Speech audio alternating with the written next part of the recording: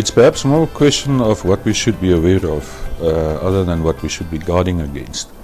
And I think there are three aspects. Firstly, we need to look at anonymity of the cyber criminal, and purely because if we want to root out the problem, we need to know who and what we're dealing with. I think the second point probably turns around the question of access to the resources of criminal syndicates. And the reason for looking at that is fairly obvious. The more resources the cyber criminal has at hand, the better they are able to penetrate our defenses. And I think thirdly, we need to talk around the perception that we have of the profile of a cyber criminal. Now, if we turn to the question of anonymity, cyber criminals operate in an environment that we cannot see. We cannot take fingerprints. We don't have documents which are signed that we can rely on to investigate with. And it's a matter of them being sitting behind something like the internet in cyberspace, and the vastness of that environment protects them. Also the ability to enter and exit that environment. The second aspect turns around the access that a cyber criminal potentially can have to the resources of organized crime and criminal syndicates.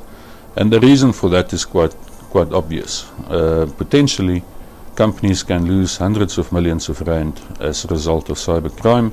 It makes a cyber criminal a valuable commodity, and in that way criminal syndicates and organized crime, who has vast resources both in the forms of cash and human resources, would access them and access their capability. And therefore, when we cut off the access to those resources, it can be an effective defense. I think thirdly, it turns around our perception of what the profile of the criminal or the cyber criminal is. What do they look like? And the normal perception that sits in everybody's mind is that it's some computer hacker who sits behind a computer and try to access the defenses of our clients and the systems and the resources that's with our clients.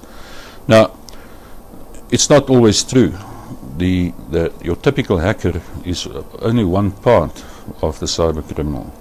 Behind the cyber criminal, we may have other resources, as I mentioned, organized crime or syndicated gangs. But we must also not forget that the trusted employee that's within the organization gets access to code words, passwords, or defense strategies or mechanisms, and they are able to pass that on to people outside of the organization who are intent of accessing the organization for financial gain. I think sometimes these criminals are sitting right in front of our eyes and we do not see them. I think also this concept, if we understand that, we start to see that the question of collusion becomes much more relevant when we want to root out cyber criminals.